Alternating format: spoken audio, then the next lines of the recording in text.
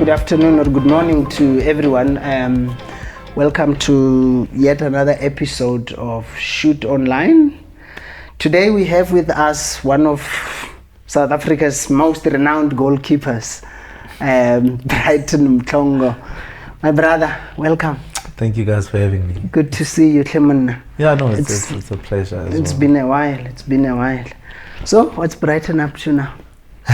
A bit of this, a bit of that. Yeah, that's what I call it right now. Yeah. Because, I mean, look, the transition for me from obviously the field of play to now trying to find my feet out there, it's kind of tricky in a way that now I got injured.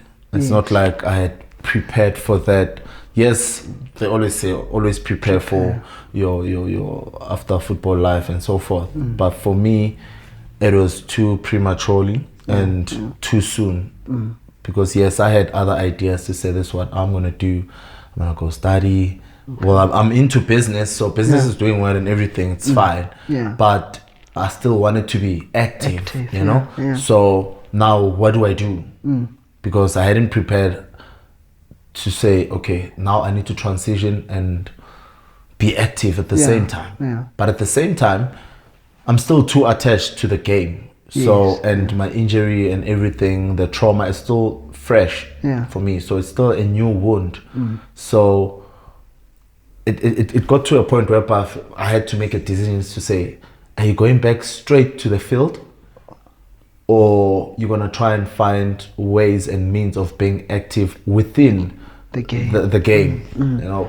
So I had to be honest with myself. I had to have conversations with myself. I love doing that. I think it has helped me throughout my life, throughout my career, because most men, we run away from the truth, from facing that guy in the mirror, which is yourself, because you're gonna spend the rest of your life with that guy. You know. So in my case, I adopted that phase whereby every time in a game, whenever I feel otherwise, I just go to the mirror, look at this guy, have conversations with this guy, and upon having those conversations, that's when I realized that, well, I can't go back now on the field because I'm still too attached, and me being too attached, it's going to lead to doing impulsive stuff, you know.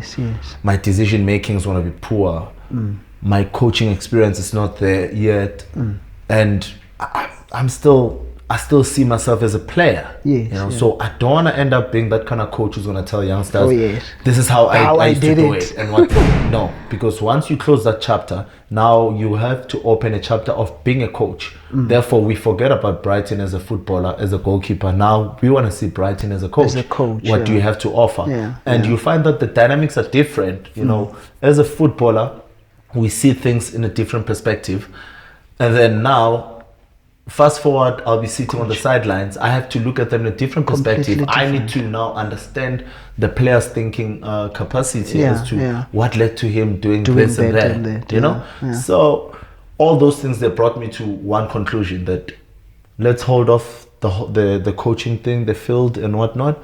Get your badges, do everything the right way, as opposed to me being impulsive and saying, I'm ready, I want to go back, I want to coach and whatnot. So I want to equip myself and go through the right phases as well emotionally, you know, because I've done this mistake before throughout my playing career, whereby throughout the grief and the mourn of losing my dad, losing Senzo, losing my mentor, Alex Riverero, all those things, when they happened, I didn't grieve enough. I didn't, you know, go through the right emotional phases, you know, to take me through it. And then that led me to some sort of a dark place, depression, and a whole lot of things, you know, that kind of sidetracked me from my career. So I've learned a lot from that period.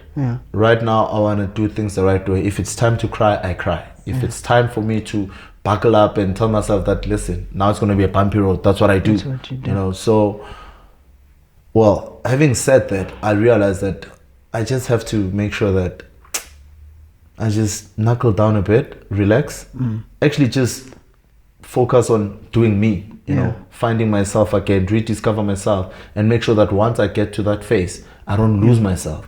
Because it's easy to lose yourself. You work hard to rediscover yourself, and then it just takes a split second to lose yourself again. You know, so that's when I made that decision that, okay, what was the main contributing factor to all the darkness that I was in? Obviously, I felt like, okay, the alcohol as well. It's just putting so much strain in everything that I'm trying to accomplish. And then that's when I decided that I'm going to stop drinking for that period. Before we go there, let's just rewind a little and you know, the injury. Let's remind people what happened to get you to not be playing now. So one day, I think it was the 7th, I don't even have to think, it's always fresh. On the 7th of April this year, we were training. So I've been doing well at training and so forth. And then the coach comes to me, at that time it was Dylan K, who was still TTM at that time. So Dylan K comes to me, he's like, look, you've been amazing, you've been doing well. I need to play you this coming game. So we had just come back from a game at a loss, actually. So which it was you hadn't just a played. light. I hadn't played. So of which prior to that game, it was a Nedbank game where he had said, look, you deserve to play. You've been doing well. And then he didn't play me the Nedbank game for whatever reasons, you know, football politics, I don't want to get into it. But the starting lineup changed 15 minutes prior to the game, whereby I got dropped suddenly. And it's not like you are unwell or anything. Yeah, I was okay. So, but I was like, I've seen it before. It has happened, actually. Whereby we played a game against Golden Arrows. I did well. And then, unfortunately, we lost 1-0. We were one man down that game, I remember. It was over the weekend. I did well. Whereas prior to that game, we lost 3-0 against Pirates, we lost 2-0 against Cape Town City or so forth. And then coming to the Arrows game, I did well, came in, did well. And then Tuesday, we had a Chiefs game where I got dropped 15 minutes before the game. Before, actually, it was before the game. After the team talks and everything, like the goalkeeper coach calls me aside, he's like, got a call from the chairman. The chairman says I must play Washington Marumo, this and that. I was like, okay. Interesting. I got mad, but at the same time, I've always been a player or a person who always accepts when things are beyond my control. I only worry about the things that I have control over. If I don't train well, if I don't play well, I get mad. All the guys will tell you. Other than that, I'm always happy. Who's playing, I support whoever is playing. You know, I'm all about the team. If the team is doing well, who am I to think I'm bigger than the team? So I've always been that kind of guy. So I got mad at that time to say, but how does this happen? But anyway, you can cheat. And they say that, I mean, you know, I've been writing in football for years, and I've heard, you know, you hear second-hand stories that the chairman told the coach to change the lineup. I'm hearing it from a player who was affected the first time. So the coach tells you that the chairman said you shouldn't play. You don't ask why. I never question authority. That's how I was brought up at home. I never question authority. The only thing I can do, accept what I'm told. If it's wrong, yes, it's fine. It's wrong. But if it's beyond my control, there's nothing I can do. You can do. So for me, I felt like I've never been a player who's gonna question the coach why you're not playing me. Because the very same coach, when he plays me, I don't ask him why are you playing me. You know, so I've always been that kind of player. And another thing about me is that if I'm training well, if I'm doing well, the attitude is right. Excuse me, I think my conscience is clean enough and clear enough to say I'm doing what's required of me. So if you're not playing me, it's all on you. I remember at some point at Vets, we had these one-on-one sessions with Coach Gav to discuss your progress and everything. All the meetings, the guys, their meetings were long, whereby they're questioning each other, why play me, this and that. And I remember that moment, Coach Gav, when I walked in, first thing he said, my son, it's me. For the first time ever, I had a coach. That's why I always respect that guy. He made me the person that I am today, in a sense of, I know there's so many coaches who played a huge role in my career, but that one, he gave me this character that I never thought I had. in my life, and he took it out from wherever it was hidden to say, this is the lion that I know. This is what you are. You are strong. You can withstand anything. You've done it before. Maybe you were not aware. With Coach Gav, when I came into that meeting, he was like, my son, it's me. Okay. It's all on me. I said, what do you mean? Coach said, you're giving me 100%, if not more than that, at training. Your attitude is brilliant. You're good around the team. You're a joy to have around. So I don't see any reason why I'm not playing you. And then I turned around and it's like, but anyway, having said that, I know you don't want to hear this, but keep up with the attitude, with your work ethic. Football will reward you. I didn't understand that part. I thought, you know what, this guy's, you're not playing me. You don't even have a reason I thought he's taking the easy way out. Yeah. Only to realize, a couple of months after that, I got called in at the office. Players that were playing, their contracts didn't get renewed. And I'm thinking, oh, okay, let me get there. Just get it over and done with it. Give me my clearance. Let me go. When I got there, the team offered me a 4-year deal with more money than what I was earning. And I'm not playing, mind you. And with more responsibilities. You know, my contract with Vets had lots of responsibilities apart from playing football. Off the pitch. And then I realized, and then after that, when I walked out, I'm still shocked. I have this contract. I'm thinking, hello, what just happening now? You know? And then I get a call from Coach Gav. He's like, my son, what did I say to you? Football will reward you. But fast forward to that, the team got sold. I didn't have a good bio bubble whereby I would have been clubless. I would have settled for less than whatever that. But now that 4-year deal secured my future when the team got sold to TTM. You get my point? So now my contract had to move. Then that's when now it came to mind, say, had I fought with the coach, where would I be now? Why would I be now? Yeah. So now it came to a point where I realized that your attitude does actually count. You know, it does determine your altitude in a sense, because there were players who were playing regularly, but they're clubless. There are players who were struggling now, saying, where am I going to get a team? This and that. They have to start all over again. And then here I am. I didn't play. But you're being moved with. But I have a team. I have a solid contract, which secured my future and my family's future. You know. Then from there, that's where the whole thing of questioning authority now. So when that thing happened again, when I got dropped again, I didn't question Dylan Kerr. He kept on coming back to me, because at some point when he got to the team, he was like, you and the other goalkeeper, I don't know you. You all have to prove yourselves. I could have easily said, but I'm Brighton Mhlongo. What are you talking about? I've won all the trophies. I've played Champions League. I've played this and that, you know?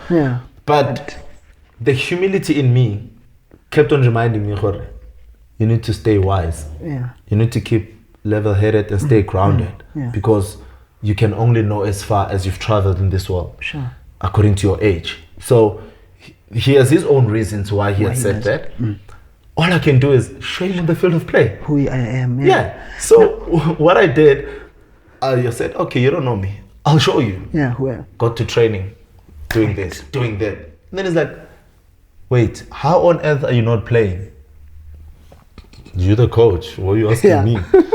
And then he's like, when I got here, they told me that, in fact, I should drop you and bring this boy from the NFD within the squad. And then I realized that I'm just fighting, external forces, which I'm not going to pay attention to. That's not what I'm here for. All I'm going to do, I'm just going to do what's required of me. Then I did that.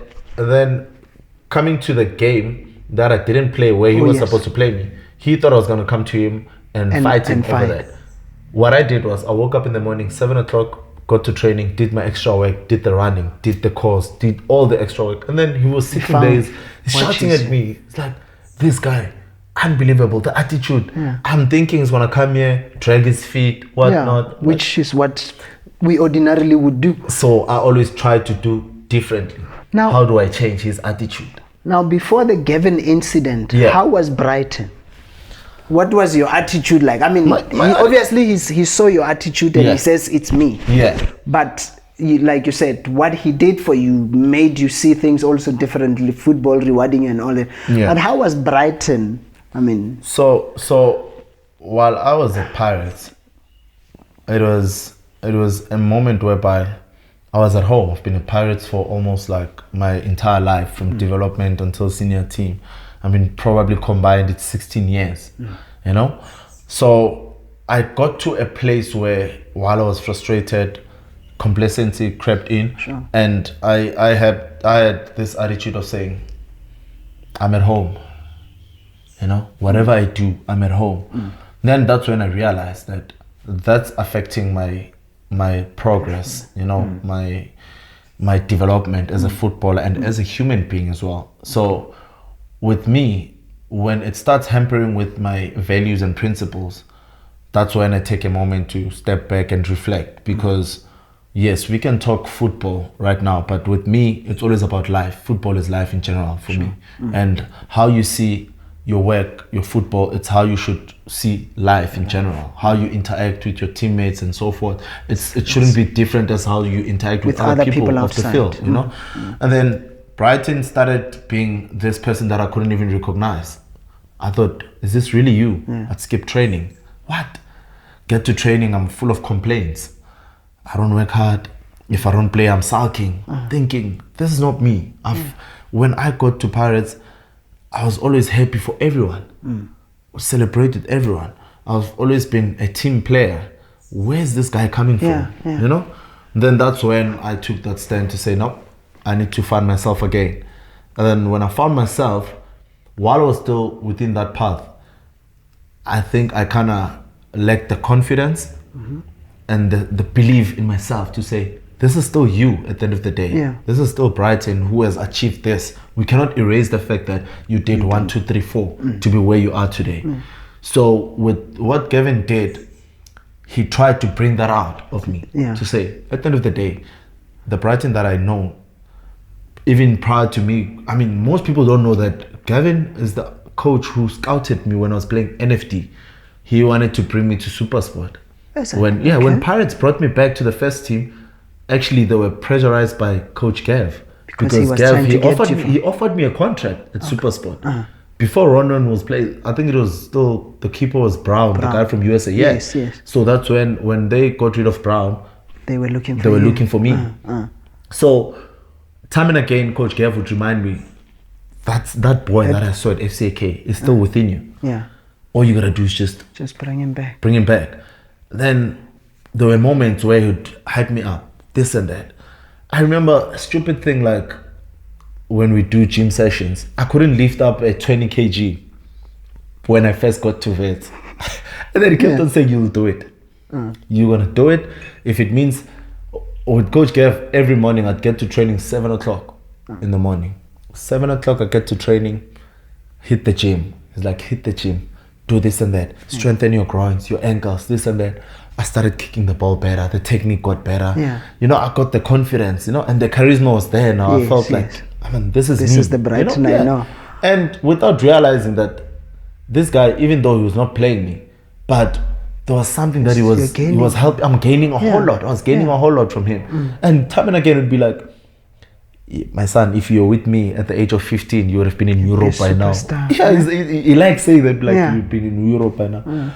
But in my mind, I'm thinking, you're not playing. What are you talking How about? are you going to do that? Then I realized that the little things that he was seeing, he was preparing me for something bigger, whether it's on the field or off the field. But he brought out that character in me, whereby I'm not easily shaken, I'm not easily moved now by anything. That's who you are now. And I feel like no matter what you say, whatever situation I face, it doesn't get worse than what I saw at Pirates. It doesn't get worse than what I've enjoyed at Vets. You understand? Because those were the defining moments in my career, whereby when I got to Vets, I thought, hey, now new lease of life. I did well at Cheaper. Those couple of games I played, I had offers again here and there. I was supposed to go back at Pirates, but I was like, no, I need to explore now. I need to be out there and see what life is all about. And when I got to Vets, I thought, okay, you are there. A coach that I know who has always wanted me. Jose was still there. He has always wanted me. So, man, everything will be fine. Everything's gonna, and then you don't play. There, I got injured. Things didn't work out. Players, in fact, jumped me within the pecking order. Ricardo got there, he played. Brandon Peterson got there, he played. When I was not playing. it could have easily, you know, Destroyed pushed me, pushed back me to to that dark place. Yeah.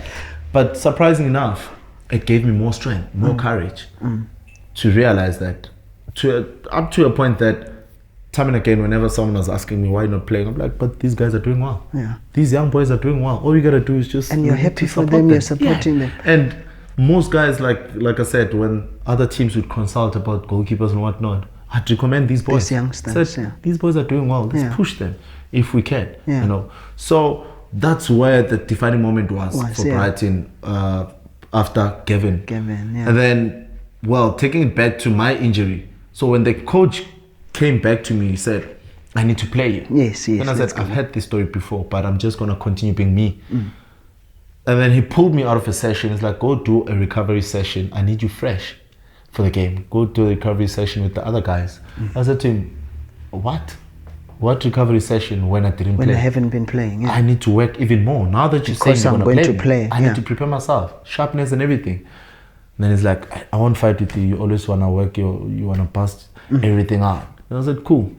I went back to the session. The guys that were not in the squad were doing an extra session, small-sided games. 5 minutes into that session, cut back. So basically from the near post, it's a cut back. The striker is a couple of yards away from me. He probably thought, open net, I'm going to score. So he wanted to blast it through. Oh, shucks. So I don't know how I moved you got to from the near post to his feet. But I managed to save that ball. But unfortunately, that was the ball that he went with the follow through as well. Close range. My retina snapped. I just heard a loud bang. Went dark. That's how I got injured. Yeah. That was it. So for me, when that moment happened, obviously I went to the doctor. The doctor was like, hey, it's still swollen from the inside. I can't see anything. But on the outside, it was okay. Yeah. And I kept on saying, because with the physios as well, the physio was like, when I told him, he's like, you never complain about being injured. You never come to the physio and whatnot. And all the physios I've worked with throughout all the teams, they'll tell you that when Brighton is out or is down, you must know it's serious. It's serious, yeah. Because, I mean, I played Confed prior to the group stages, prelims. I played with a broken finger. No one knew about that at Pirates. I played with the team knew. Oh, okay. But I played. So what we'd do is we get. So there was a game against Platinum Stars in Orlando before we played our first game in prelim. I think it was a 3-3 draw where I collided with my banner. Okay. Concussion.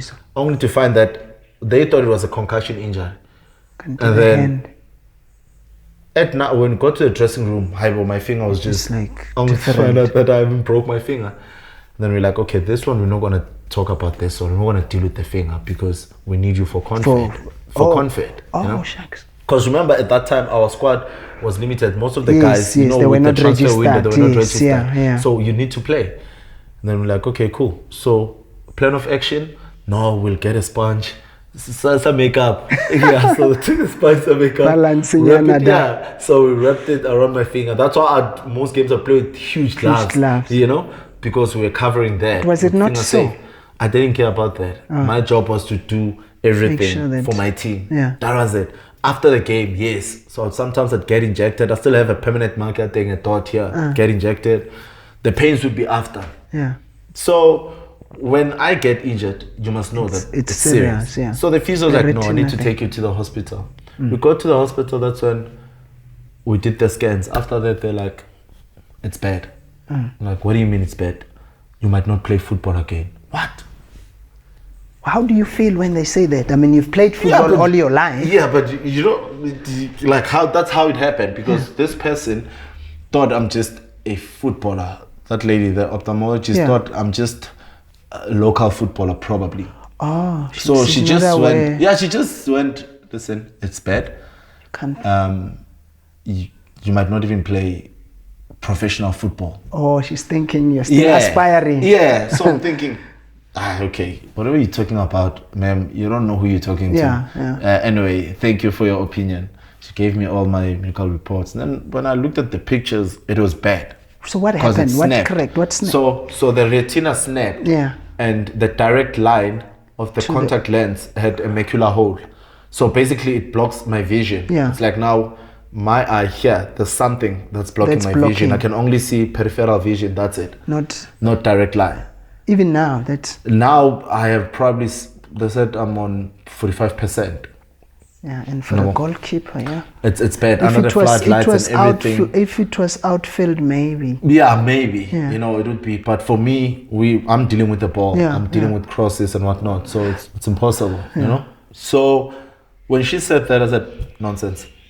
I'm going to seek medical advice. I'm going back to Joburg. So where were you? I was in Polokwane. Oh, yes. So I left PLK, came this side, started consulting. And obviously, I got one of the best.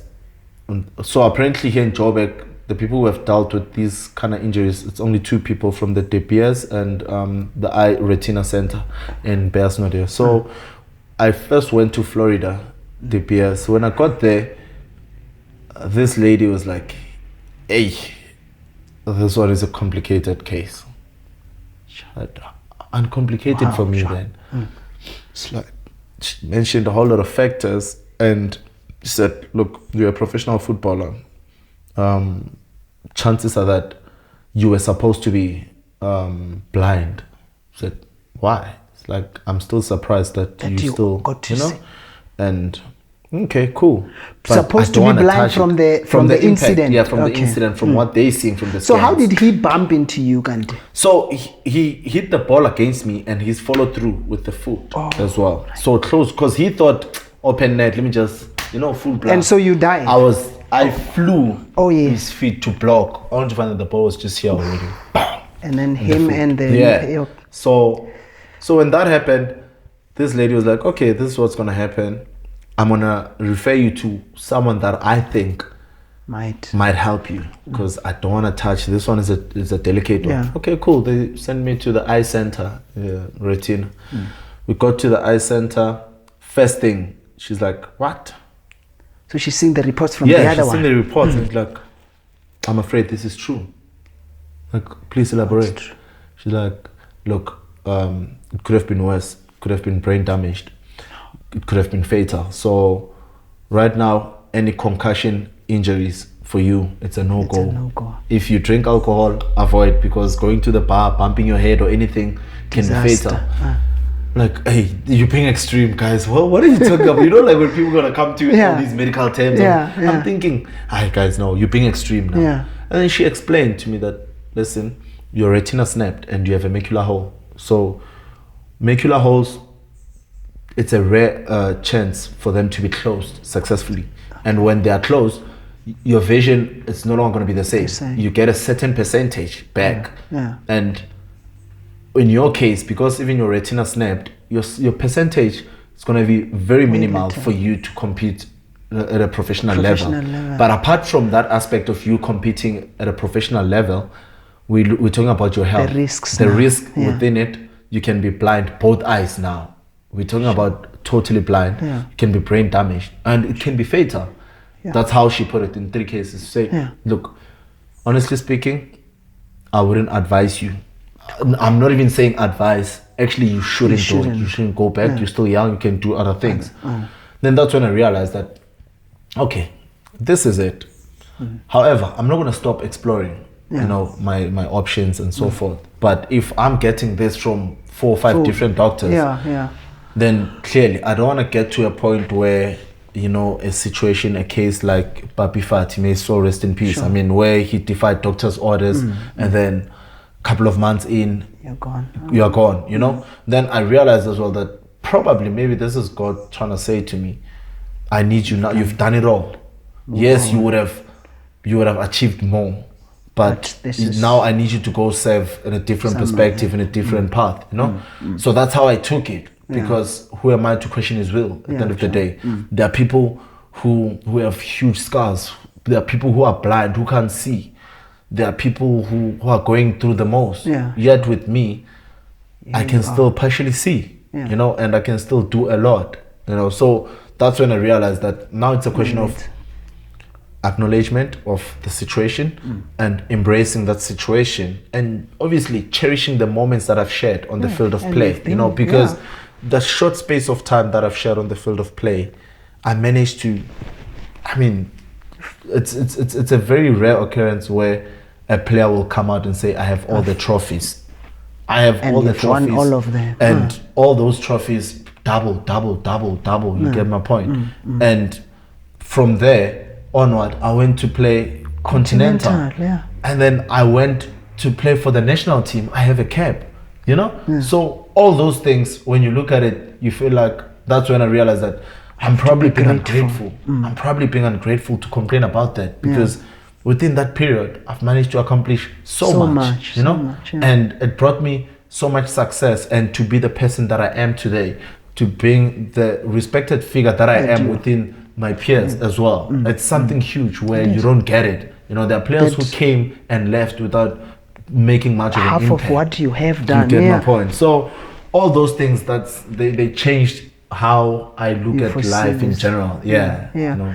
So this whole thing happens, is it still TTM or is it Marumo now? When the incident happened, it was TTM. Okay. Yeah. So, however, obviously, it was the same ownership. It just changed the name. Okay. Yes, okay. Yes. So it was still same ownership, because it happened after our transition from Venda to Polokwane. Okay. Yeah. So what happens? What does the club say? How does this whole thing? Obviously, you know, you were, like you said, you were going to play the very next week. Whatever.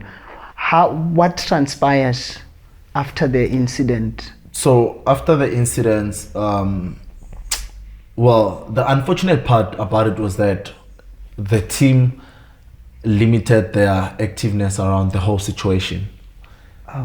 In terms of, they kinda, I don't know how to put it, they kinda neglected their duties. Yes, because I'd expect they are the ones who are taking you to the hospitals, to this different specialist, but that was not the case. So unfortunately, I took myself to hospital. I had to pay for my own surgeries. I had to consultations, the traveling, the up and downs and everything.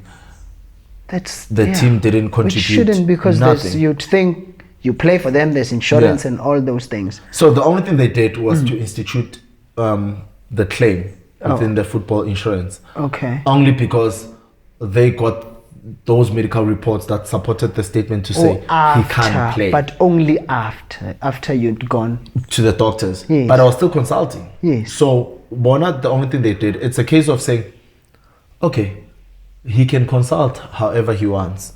He can go to whatever specialist he wants. But we're sticking to this medical report that says he can't play anymore. So while I was still busy and whatnot, they took the thinking report, already cashing in. So what they did, of which I wouldn't put it as cashing in per se. Yeah, sure. Because I'd probably say they were looking out for me. In a sense of saying, we want to make the process easier for you while you're busy and whatnot. If that's the case, then we know that we've already started with the process, of which I'm grateful for that. Yeah, sure. So for whatever reasons they had I don't know. You don't know, but yes, in my sense, that's how I looked at it, to say, okay, they're probably looking at a case of saying, let's speed up the process. We don't know anything about this. They are new in the league and whatnot. So let's see how it's done. How it works. So they did that while I was still busy with a whole lot of things. And at that time when they instituted that, I hadn't even done my op yet. So in my mind, I'm thinking maybe what if something, it's a bit premature. Yeah, it is. Yeah, because they could say, no, we fixed him, he can play. Yeah. And then I had the discussion with the team to say, guys, can we please keep it under wraps while I'm still busy, you know, with all the medical advices and so forth. Yeah. And then they agreed to that. I was like, if I've exhausted all my medical options, then that's when we can have a press conference to announce my retirement. Then they agreed. Okay, fine. So now the month of April, the one I got injured, that was my last pay. In accordance to my contract. That was my last salary that I got. What do you mean by that? Because you still have a contract with the club. So that's why I love emphasizing on the fact that in accordance to my contract, that was my last salary that was paid to my account by the team. After that, the team never paid anything, any cent. I had to run after them. It was off season, remember? So Yes. these What guys happens was like- off season, Ghana? Do you have guys to get paid continue during to- off season? Yeah. Your contract, you still you have to get paid. Okay. So everyone was getting paid. I'm you not were getting not. paid. And on top of that, I'm thinking, okay, guys, I was paying for my medical bills from my own pocket, from the salary that you guys are paying me. Yeah. So if you're closing that tap now, How do I take care of because you? you're not taking care of me medically. Yes, yeah. So how do I take care of myself? Sent them emails, sent them texts, ignoring me, this and that, wrote letters, up until I had to institute legal proceedings against them within the PSL. Yeah. That's when now they wanted to sit down, negotiate, came back to me and said, no, but what's the issue with the insurance? We don't know how to, and they need clarity. I said, Yeah, but okay, but I have a that contract. has nothing but to do with anyway, you not paying me. Yeah, Yes. and then I said, anyway, I'll find out. I So you had to do that. personally spoke to the insurance guys to say, guys, we have a situation, the team is not paying me. They said they need clarity as to what's happening with my case, blah, blah, blah, and whatnot. The insurance came back and said, no, but you have a contract. So with your insurance, we have a waiting period for 12 months in cases like this, because Yes. it's a permanent disability within The sporting, the yeah. sporting unit. So now, when it's like that, we have to wait for 12 months review to see what can be done and whatnot. While we wait, the player shall be treated as a contracted injured player. Yes, not a retired Yeah. or yes. So I went back to the insurance guys and said, okay, I hear you, but can you guys put it in writing so that, I can go to the club. And then they're like, no, we can do it for you. Perfect.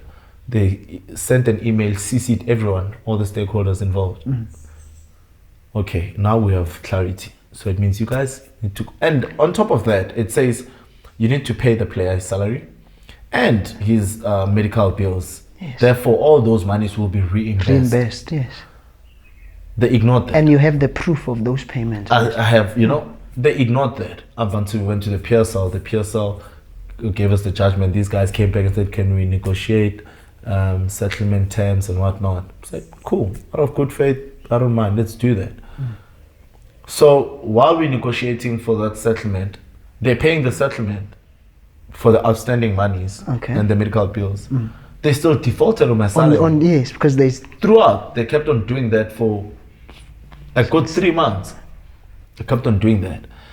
And then I had again to go back to the PSL and say, this is I'm what's not getting happening. paid. This is what's happening. PSL said, okay, we do another process again. Cool. When we got that, these guys came back and said, no, can we negotiate again? Then I said, out of good faith, being Brighton again, being naive. I mean, prior to that last season, I had to chop down my signing fee and all of that for them, So what do you mean? So prior to that, the season before that, they didn't pay me my signing fee. And then when I went back to them, because they were struggling financially, trying to find means and whatnot, I ended up saying to them, guys, as opposed to you paying my full signing fee, you can give me a quarter portion of it, because I just need to do 1, 2, 3. So what needed to happen is that Pro Sport, who were my managers at that time, they wanted to take these guys to court for unpaid procurement fees and so forth. Therefore, I had to stop them. But how do I stop them without the money? Okay. So I said, guys, this is the situation. I don't want this thing getting out of hand. I don't want these courts and whatnot. Yeah. Can you give me a quarter portion of this money so that I can do pay what these I need. guys Okay. from my salary, from my signing fee? Pay and then, Pro Sport. Yeah. So that, yes. So Brighton. I was like, we are building here. So guys, I can see what we're doing. We're working on something. I had the impression that I'm working with people, who need help within the PSL, who I can see like some light. We just won the net bank and so forth. I can see some form of direction. So you're thinking there's a future here. There's a future here. And I would like, and even beyond playing, I can see myself working here and doing something, So from there, they gave me the portion, the quarter portion, not even half, quarter portion. Like, okay, settle whatever I did. Cool. Left it at that, and I was like, okay, my housing allowance, you don't have to pay me that. I'll pay for my housing and whatnot. So you are saying this to them because you are out of good faith. Yeah. Out of good faith. Apart from anything else, apart from expecting anything from them in return, out of good faith to say, I think these are decent people. They don't know anything about PSL. You've been and I've been around, around. Let's just help. Let's see. At the end of the day, this is our team. Yeah. You know, and as well, being the vice captain at that time, I thought I need to lead by example to show that no one is bigger than the club. It's always about the team first. You know, so did that fine. Then fast forward back to the whole issue of them now asking for another settlement. Yeah. We agreed to that with my attorney. Like, okay, cool, settlement. They're like, no, we'll settle everything by the What end of makes the you do that? year. But wait, I'm thinking these people have essentially screwed you. Yeah. And then they come back and beg for the same thing, and you find it in you to agree. Why? Where does that come from? Why? I think there's certain things in life that you can't change about yourself. Your true character, you cannot change it for anyone. Yeah. So for me, I've always been this kind of guy. I've always been the guy where if I have 5 friends, you need it and I need it more, I'll still give it to you and I'll make a plan. So I don't know. Where does that come from? I don't know. Is it? I think that's how I am. Yeah. That's how I am. I'm always about the next person more than me. You know. So it's a case of being selfless, I guess. I suppose, probably. yeah. So you guys then agree. We agree. 30th of October. Okay, cool. And mind you, I'm still going. I went back to the team. I think in August after my op in July. I was supposed to be out for like 6 to 8 weeks. I broke it to 3 weeks. I drove down to Polokwane. How did the op go? The op went well. It was okay. Okay. Yeah, in a sense that now my health was going bad. I was getting infections. My vision was getting very bad. So the percentages were decreasing. You know, everything was against me. That's when I said, guys, you need to help me. I had this emergency op that I had to do to perform. So now you guys, if you can pay, because I gave them the quotations and everything, it was like 41K, you know, everything. So they didn't come to the party. And the doctor was like, we need to, or else you're going to lose your eye. Yeah. Then I took it upon myself. I was like, okay, let me tap into my savings. So the club didn't even... They didn't. I had to pay first from, like all the monies I got from the club were because they were forced to. Yes, because you had proven you'd pay. You know? So I paid for my op. Get the op done. The doctors were happy. It was successful for that moment. But they were like, you're not out of the danger yet. Stay clear and we'll see how it goes. Give it time. And then, cool. I decided that 3 weeks now, I'm going back to Polokwane. I need to see the guys, how they do and whatnot. When I got there for pre-season, mind you, I was not on the club register. My jersey number, they gave it to somebody else without consulting with me or anything. And I feel like you are still contracted to these people. It's not like your contract is over. And besides contract, but common courtesy and decency. There's no harm in coming to me.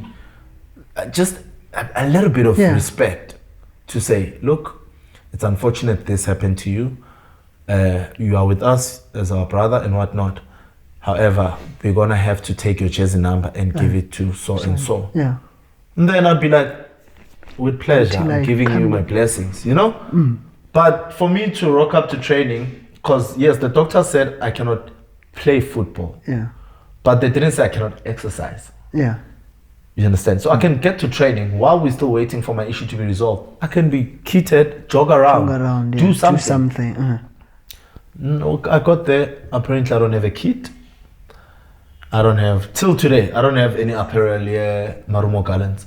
I never got anything, whether it's traveling or a cap or pushing, nothing. So to them, you don't exist anymore. Exist. Yeah. You know? So got there, okay, fine. This happened. No, it's okay.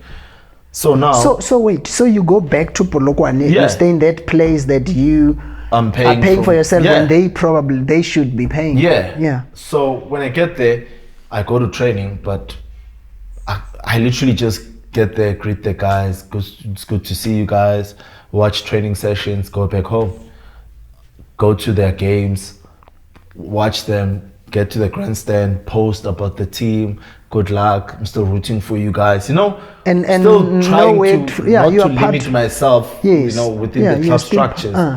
I remember it went as far as me going to the club chairman and said, Chairman, can you at least, so that you don't feel like you are paying me for nothing, can you just find something for me, even if it's me picking up balls, markers, or whatever? Also, they are paying you. They were paying you. They were not. So I'm saying this in order for me to say, look, you're not paying me. Yeah. And I feel like you probably thinking, feel what I'm not playing. Yeah, that's why. So can you at least assign a task for me? Something. Within the club structures. No, don't worry. You are here, you're at home. Nothing's gonna happen. We'll sort it out. We'll talk. Okay, cool. I'm still going to the games, to training sessions and everything. Yeah. And then 26th of October, the club is playing in what you call this, Stellenbosch. Oh yeah. Flew down with the team separately. Actually, I flew down separately. They flew down, I think, in the morning. Oh no, they flew in the afternoon. I flew down in the morning because my brother stays in Cape Town anyway. So I was like, I need to see my brother. Okay. I need to see my friends. I'm close with Marumo Gallants as well. So I get to Cape Town, like I'm gonna support the guys obviously in Stellies. The 27th, I drove down to Stellies. I took Marumo Gallants' car, drove down to Stellies. Got to the dressing room, supporting the team like I've been doing. Yeah. As per norm, watch the guys play and whatnot. 28th, we both, the team and I, flying down, but separate flights as well. Yeah. But there's no training that day. Then 29th, go back to training. Everything is okay, per normal. 30th, where I'm supposed to get paid. I don't get paid now. So from there, on the 1st, I report for training. Haibo, I get called aside by technical director Harry's Trail. It's like, hey, what's your problem with the team? Like, with the team or the chairman? I don't have any issues with the team or the chairman. In fact, if there's any issues, it's probably coming from them. I don't have any issues with anyone unless something that I don't know or football is okay with everyone, So my response is, I don't have any problems or any issues with the team unless they have issues with me. So what's happening? It's like, no, because we got a directive order from the chairman that you shouldn't come to training near the club, or you're not allowed near the team. Like, guys, what do you mean by that? But anyway, because he's an elder, he's my senior, I'll respect that. And he's the club chairman as well. I'll respect that. Then I went to the parking lot. And then I realized, no man, if I drive out, I'll be playing into their hands. I sent the technical director a message. So I'll send him a message. I'm like, TD, based on what we've discussed, because I'm still obviously guided by my contract obligations and so forth, can you guys at least put it in writing as to you don't want me here, why and whatnot? He doesn't respond. Then my attorney sends them an SMS as well. So at the time you are there, well. you haven't left. Yeah, he sends them a text as well to say, he sends the attorney the text to say, look, I have in good authority that my client was told not to come to training, this and that and blah blah blah, and you guys have already defaulted the payment, which was supposed to be yesterday. Therefore, the deal is off the table. Our settlement agreement, right? It's off the table. So we're going to proceed with the PSL because they haven't been paid me in a long time. Cool. Later that night, I get a suspension letter. Yeah. Get a suspension letter. Okay. The next morning, the team was traveling to Durban for the Amazulu game. Next morning, group chat, Haibu. You've been removed. It's a war, yeah. So already in my mind, I knew, okay, no, the gloves are off. Okay, cool. I got removed. Fine. On the 3rd, I get a summon for a TC hearing. At the club? Yeah, at the club. For the 5th. I get it on the 3rd at night. So I need to appear on the 5th in the morning. I must present my defense statement. 1 day. Yeah, they gave me one day. What is the charge? What are they saying? The charge is bring the club into disrepute. The other one is I've been AWOL for 3 months. Within that period that they're owing me, I've been AWOL for 3 months. mainly the dates. I think it was from 30th July to the 28th of October. That's this whole time when you're busy with your eye. I'm and busy all with them, and with the eye, yeah. and I was And they in know. Cape Town with them. Yeah. A couple of days back. So, And then you had been to the training session. yeah, and then furthermore, they said I failed to provide my whereabouts and medical reports to support my statement that I'm still injured. Like, okay, this is weird. So I need to come find a witness within the club structures, or I'll defend myself.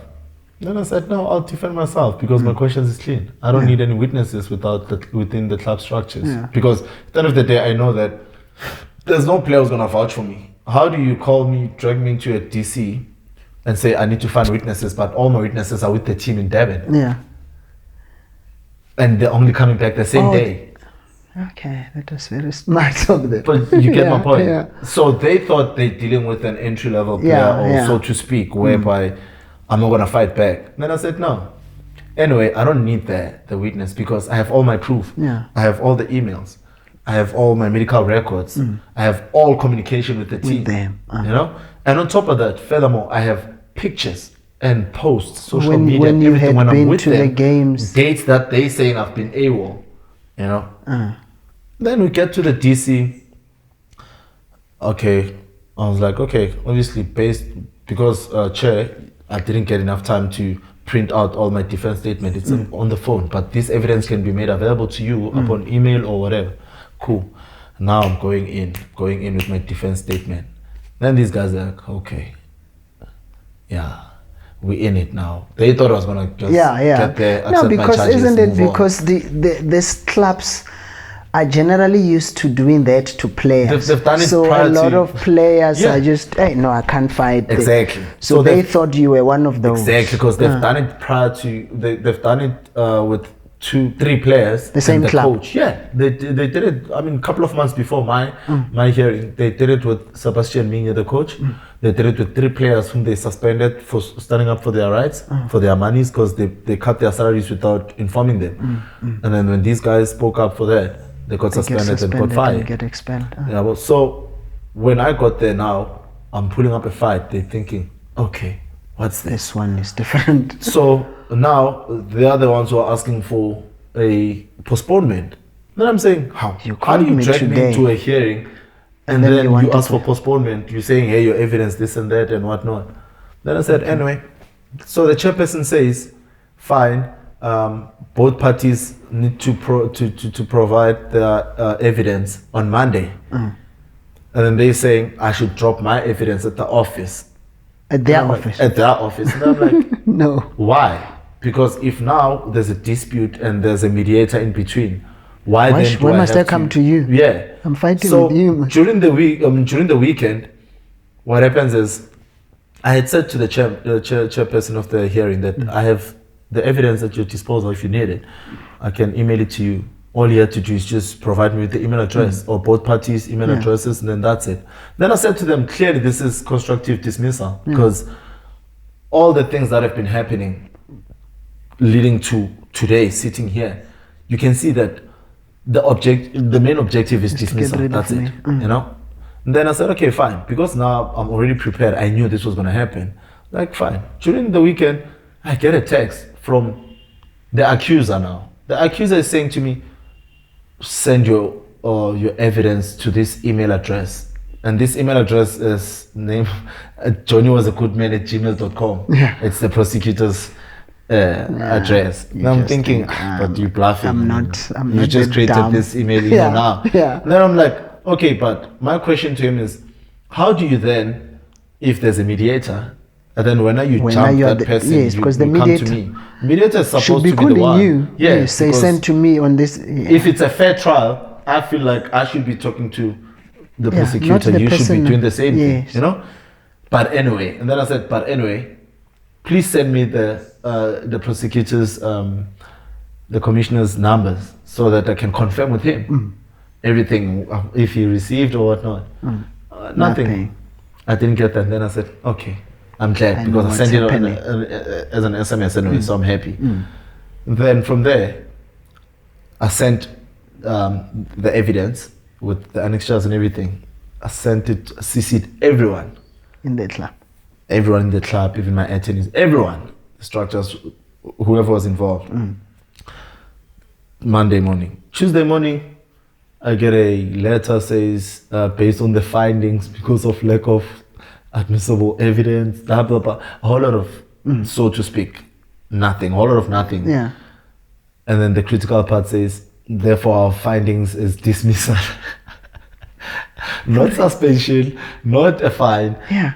I mean, my case, And there hasn't there's been a no sitting. case, Yeah. there's nothing. Yeah. But then, because we at an organization, I'm respecting that. You can say to me, I broke this, even if I give you the evidence to say I didn't break it. 1, 2, 3. But for you now to, my question was that how did we get to the dismissal part? Yeah. Jumping all the All faces, all the, Yeah. you know. And then I was like, the commissioner, was he in it? Is he part of with it them, or what? or what's Yeah, happening? yeah. You know. And then that's how the cookie crumbled. Basically, that's how I got dismissed. And then from there, that's when I was like, okay, cool. I got dismissed, no problem, it's fine. But then we still have a case. My monies that are owed to me. Yeah. And then I won that case.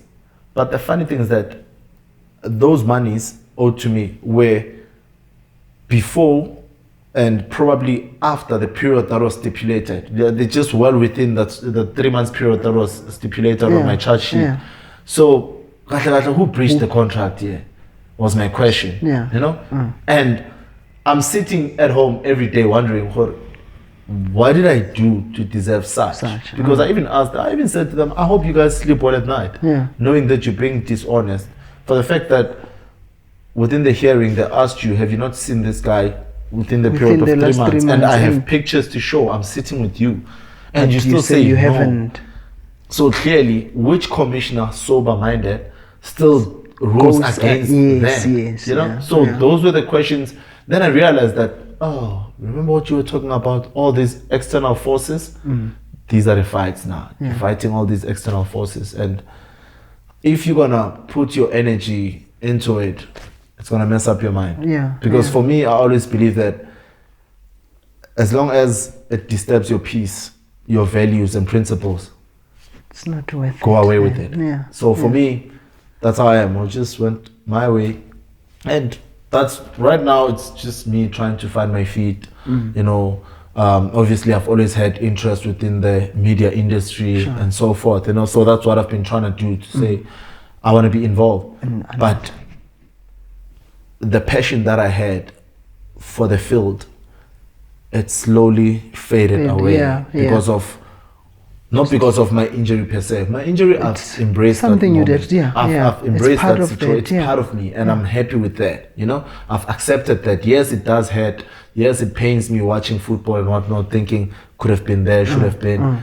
But I've embraced that moment because I know that God wasn't going to give me a struggle that's above my weight. Yeah, you know, I know I've carried so much in my life to a point that He was preparing me throughout for moments like this to say, now you're strong enough. I know you can carry this, of which I've carried it properly. Yeah.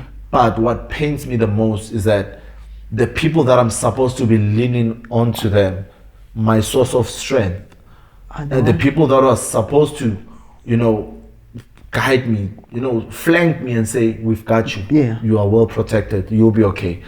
This and that. Are the people who just, you know, threw me under the bus. When it's like with the hearing, when I asked charge 2, I defended myself all the charges, the first one. But charge 2, I asked the team that, please can you provide the charge whereby you say you're stating bringing the club into disrepute. Please provide particulars and instances, because I've done that. Because I've never, each and every team I've played for, they'll tell you. In fact, when they say interviews, I'll always ask the team, are you okay with that? Yeah. I have an interview, so and so. Can you commission that? What is the interview about? If the team is the one that's asking me to do an interview, I'll ask them, what is the interview about? I don't want someone asking me about whatever that's happening within the team, because my idea of being me, I'll always protect my loved ones. Institution, I'll yeah. always protect the institution, the organization. I'd rather ban. For instance, when I played my first game for TTM, I was trending for wearing Kappa socks. I remember, yes. Yeah? The funny thing, I could have been a player who went out and said, I played with Kappa socks because I had no they socks. Didn't give me the team other didn't socks. provide socks. I had to improvise, get my socks, cut this and that. If I was a bitter person, I could have came to my defense and say, but I thought, no, the team is going through a lot right now. Yeah. There's these scandals, there's this and that. Why do I then hide behind the fact that it's not me, it's them? Yeah. When I'm part of that, you know. If I was, as a captain, I should have asked the kid managers, hey guys, do we have this and that? It was a lesson for me to say I was supposed to be active enough as well to avoid such situations, you know. And I took it upon myself. I said, I can try and people can bash me all they want. But I'll take it, but not my team. Yes. You know? And now, having said that, these people, within the period when they were not paying for my medical bills, this and that and whatnot, they were sending me to Robert Marawa. They were sending me to Thomas Mhlongo, where I could have threw them under the bus and said, I remember at some point, Thomas off air came to me and was like, brother to brother, tell me the truth. Are they treating you well? What's happening there? I said, Thomas, you know me. You're not going to get the answer that you want. Yeah. And then he said, Dan, I got the answer. I got the answer. Because he knows me. Yeah. Then he said, Dan, I got the answer. Then he was like, are you comfortable enough to talk about it? And I said, no, we're not doing that. Yeah. Right now, I'm at a phase where I don't want any negative energy. We're building this. I'm building this, so we don't want that. Then he said, I'll respect that. Yeah. He was boiling, he was mad, he was fuming. But I said, Tommy, Let's you know. not. Yeah. And then I'm thinking, these guys, I could have easily said to everyone, interviews after Dylan K, when he had announced prematurely about my retirement, I could have went out and said, but you guys violated my medical rights, whereby you spoke about my medical condition without permission. I had stipulated that I don't want this out there. But because I understood why Dylan K went out, because nobody knew about my situation in the team. Up until the cup final, in the morning of the cup final, I went to Blom and said to the guys, I said to the coach, can I have a word with the guys? I want to motivate them. He said, okay, cool. Then I told the guys that I know most of you keep on asking me when am I coming back to training, what this and that, because every time I'd be like, I'll be back, guys, don't worry. This is my story. I told them my story throughout. And then I said to them, but this is not about me. Today it's about you guys in the cup. You guys, you have carried us throughout to be where we are today. And with all the struggles we've went through as a group, now God has given us a moment to reward ourselves. You're not doing it for me, but you're doing it for us and our families. It would be nice for you guys to give me a parting gift where I'm gonna close the curtain with a gold medal. I'd be happy and be honored. But bear in mind that this is the reward for all the struggles that we've gone through. You know? And everyone was like, what? Shocked. They didn't know. Guys started crying, this and that. The guy that struck me with the ball, he was, he was like, yo, I didn't know this is what you're going through. You come to training every day, you're laughing with us, everything is okay. I'm like, this is me. This, you'll always get it. Because we tend to forget to be kind to each other in this world. Despite the circumstances, we shouldn't forget to be kind to each other, you know. So when that happened, Dylan K post-match, he's excited, he's happy, won the trophy. And then that's when he was like, something happened this morning, which motivated the boys even more. Then that's when he said what, the story. Okay. So it wasn't his intention. No. Get my point? He meant well, actually. Yes, and the team, in fact, were like, no, but why did he do this? And I said, guys, it came from a good place. You understand? And I even told the coach, I said, don't worry about that. But now, I said to the team, let's deal with the aftermath of this whole chaos. Damage control, what do we do? People were going to start calling, interviews, this and that. What do we do? You know what happened? The team was throwing me under the bus. So and so they're calling the one in interview. They give whoever the number. We're gonna give instead of protecting. You get my point. I'm the one now. I remember trophy parade. When we did the trophy parade, obviously all the media houses were there. Yeah. As opposed to this guy to say, Focusing on- guys, you can ask for any player, but Brighton is Not not doing Brighton. any interviews. Yeah. Brighton is out of limits. This and that. Or whatever. If he's going to talk about the cup final, let it be. There's certain for things he's cup not final, talking about. You know? Yes. Then I'm being called, hey, they want to have a word with you. Hey. And I'm looking Doesn't at these guys, I'm like, consolidate it. okay, so I'm the one now who's going there saying, guys, yeah, I'm joking about it. Anyway, guys, let's wait for the right moment. Yeah. All relevant information will be conveyed to you guys. And so I had to come up with a strategy or mechanism to protect myself. Protect yourself. You know? And that's what I've been doing All throughout. this I'm time. thinking, that's what I've been doing when I got injured, taking myself to hospital, Yeah. protecting myself, this and that. And Now, these guys are not doing anything. anything. You know? And this person now comes back and accuses me of bringing the club into disrepute when I could have easily went, done that, you know? actually went. And when I said to them, please provide, they never provided their evidence about me being AWOL, about Bringing logbook. the- yeah. They said there's a logbook where we register. I said, okay, there's a logbook where we register as players whenever we go to training. Fine. I don't know it. I've never seen it. But then it's fine. Can we skip that period when I was AWOL for 3 months? Can you guys then produce a book Where I had filled in. I've been active? Yeah. Nothing. Okay, fine. I still went on to say that happened. Cool. You're saying I didn't come to training. Do I have a kit? No. My jersey number, in fact, you gave it to someone else. Cool. You're saying you haven't seen me. I'm always at training. I'm always at games. Then he, to his defense, he says, you could be there at your own personal capacity. I said, okay, personal capacity. That's fine. I'll take it. But then fans are not allowed. Why am I? Yes. How do I get? How am I being allowed to get into the dressing room? Going as far as I still have that picture where I took a photo. We were playing Royal AM, so obviously ex-player teammates Menzi Masuku, and I remember Mpomvela saying like it was a nice pic from our Pirates days, and I was like, on the field, center line, this guy who's coming to the field at a personal capacity, how was he allowed? How can he get in? You know? And then no answer to that. So how did you then institute a legal claim with the insurance of football if you saying I'm here in my personal capacity? Besides that, on the charge sheet you said I failed to provide my medical reports that states that I'm still out injured. How do you then claim without those? Do you get my point? I still till today I haven't So got how all do they? answers. How do they then reach a dismissal? Like Till today. So what are you doing? Is it a case that's over? Are you fighting it? Are you? So for now, I'm seeking obviously furthermore legal advice within the PSL as well. Yeah. So we'll see, because I don't wanna be, I don't wanna get into a hasty decision where Lena I get clumsy like they did. I need to get my ducks in a row first and make sure that everything that I'll talk about, because honestly speaking, there's no sober judge who's going to hear you without facts. No.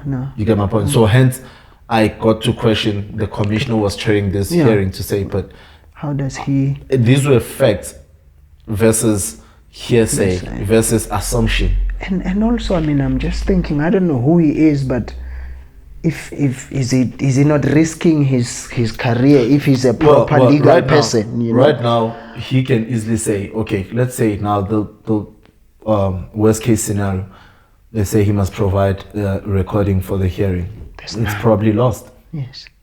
It's probably lost. Because he knows that, okay, there's a whole lot of things. To come and say, you get my point. Because in my case, it was a case of here, the accuser, he's accusing based on assumptions. This one has proof, has evidence. But here, there's no evidence. How do we then get to that verdict? So that's how it happened, and right now we'll just wait and see. But I think you're doing well to not just take it lying down, because this happens a lot. We've had like a lot of players whose career just get ended because these clubs know they'll go find a player somewhere, whether it's the same value, obviously not, but if you as players don't fight these kind of things, we are going to continue having a lot of players whose career just gets ended and the clubs just move on, and you know. I just think it's a case of life in general. We never speak up about the troubles that we go through, you know, and sometimes it gets to a point. I always say to guys that don't wait until it hits home. Speak about it when you still have a chance to, while your voice still carries a lot of weight and impact within the society, irrespective of your circumstances at that moment.